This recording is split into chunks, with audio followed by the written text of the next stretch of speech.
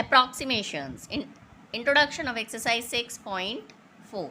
अब इसके नाम से ही पता चल रहा है कि इस एक्सरसाइज में हमें करना क्या है। अप्रॉक्सीमेशन नाम है इसका, तो हमें इसका मतलब क्या है कि अगर कोई जैसे कुछ वैल्यूज़ अप्रॉक्सीमेट करनी है। फॉर एग्ज़ाम्पल, अगर आपको किसी भी परफेक्ट स्क्वायर का अंडर रूट निकालना है तो आप इजीली निकाल सकते हैं। जैसे under root 4 is 2, under root 9 is 3।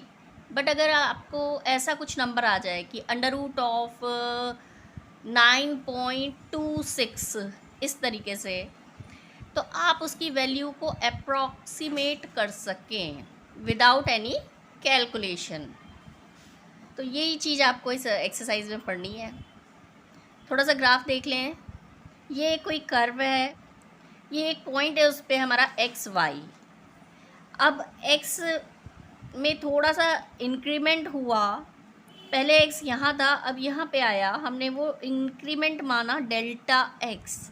अब जब एक्स में इंक्रीमेंट हुआ है तो वाई में भी थोड़ा सा इंक्रीमेंट हुआ, हमने वो माना डेल्टा वाई। अब ये पॉइंट आ गया हमारा x plus delta x and y plus delta y. अब इसी अप्रॉक्सीमेशन के बारे में हम इस एक्सरसाइज में पढ़ेंगे। Now the differential of x denoted by D x is defined by dx equal to delta x। Delta x की अप्रॉक्सीमेट वैल्यू क्या है हमारी dx। उसी तरीके से dy जो है हम उसको डिफाइन कर सकते हैं f dash x into d x, और dy is equal to f dash x को हमने लिख लिया dy by d x into delta x. अब यहाँ पे देखिए आप dx हमारा डेल्टा x के बराबर मान लिया हमने, और dy किसके बराबर माना है, डेल्टा y के। दोनों ही चेंजेस हैं। डेल्टा x भी क्या कहलाता है, चेंज। dx भी क्या होता है हमारा, चेंज। उसी तरीके से delta y change and dy भी क्या हो गया हमारा, चेंज, स्मॉल चेंज।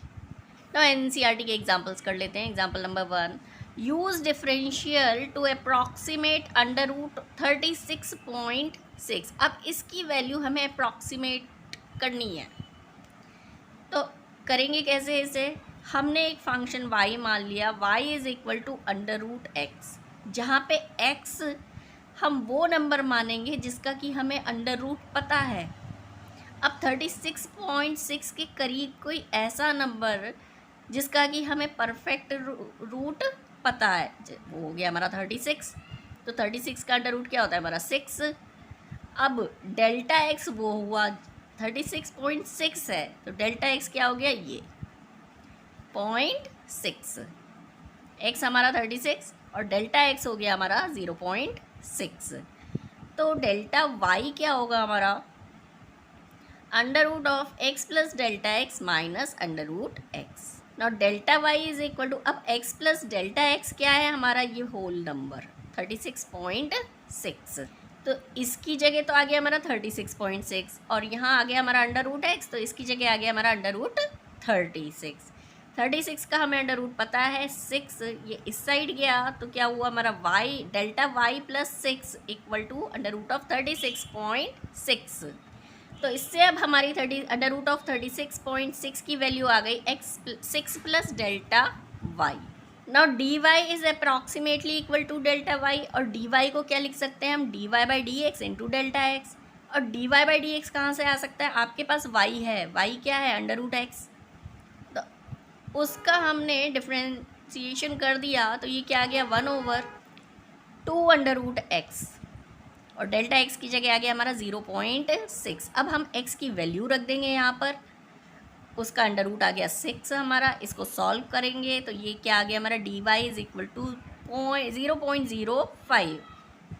ना इस वाली इक्वेशन में अब डेल्टा वाई की जगह डी वाई आप रख दें, तो 36.6 इक्वल टू क्या हो गया हमारा 6 plus d y, that is 6 plus 0.05, और इसकी अंडर रूट ऑफ 36.6 का आंसर हमारा निकल के आ गया 6.05। Next example, use differential to approximate 25 to the power 1/3। अब क्यूब रूट वाला क्वेश्चन आ गया हमारा, हमने y इज इक्वल टू माना x⁻⁴।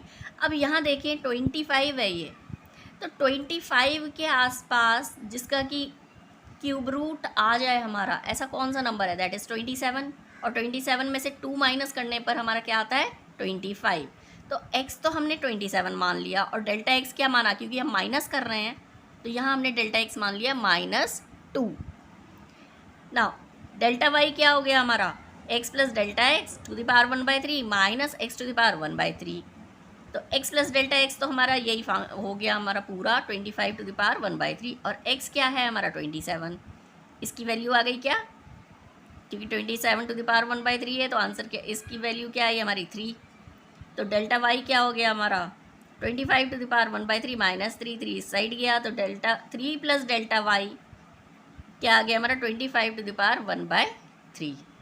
dy is approximately equal to delta y, तो dy क्या होगा हमारा dy/dx इंटू डेल्टा x। अब फंक्शन क्या था हमारा y is equal to x to the power 1/3, उसको डिफ्रेंशिएट करेंगे तो क्या आ जाएगा हमारा 1/3 x टू द पावर 2/3, और डेल्टा x क्या था हमारा -2। अब x की जगह क्या रख देंगे हम 27, तो ये निकल के आ गया हमारा, इसका आंसर आ गया -2/27। इसकी क्या वैल्यू हमने कैलकुलेट कर ली, दैट इज़ -0.074। तो ये तो आ गया हमारा dy। देयरफॉर अब उस वाली इक्वेशन में हम रख देंगे 25 to the power 1/3 is equal to 3 plus delta y की जगह dy, और dy की जगह क्या आ गया -0.074, and this is your answer. Find the approximate value of function of 3.02 where fx equal to 3x square plus 5x plus 3। ये function है आपका, और आपको निकालना है 3.02। तो x तो क्या हो गया 3, और डेल्टा x क्या हो गया 0.02। ये पूरा क्या हो गया हमारा x प्लस डेल्टा x। अब ये फंक्शन क्या है हमारा दिस वन। अब इसके लिए क्या होगा, x की जगह आ जाएगा हमारा x प्लस डेल्टा x, ये आ गया हमारा। नाउ डेल्टा y क्या है हमारा f of x plus delta x minus F x. Therefore ये हमारा इस साइड चला जाएगा, इसका आंसर आ जाएगा f of x plus delta x equal to f x plus delta y। बस एफ एक्स हमारा क्या था ये, और डेल्टा y को हम क्या लिख सकते हैं dy/dx into delta x। Now x plus delta x को रिप्लेस कर दें हम 3.02 से, तो नाउ यहाँ एफ एक्स की जगह हम ये फंक्शन रख देंगे, और dy/dx की जगह इसका डिफ्रेंसिएशन आएगा, दैट इज 6x प्लस 5, ये आ गया into delta x।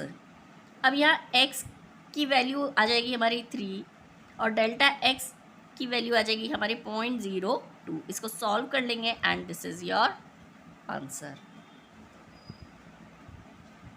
Next example, find the approximate change in volume V of a cube of side x meters caused by increasing the side by 2%। अब एक cube है जिसकी की side x metres है, उसकी volume है V, उसमें increase हो रहा है, उसकी साइड इंक्रीज़ हो रही है बाय 2%। जब साइड इंक्रीज़ हो रही है तो वॉल्यूम भी इंक्रीज़ होगी, तो हमें वो चेंज निकालना है वॉल्यूम में कि चेंज क्या होगा। वॉल्यूम क्या होती है क्यूब की, एक्स क्यूब।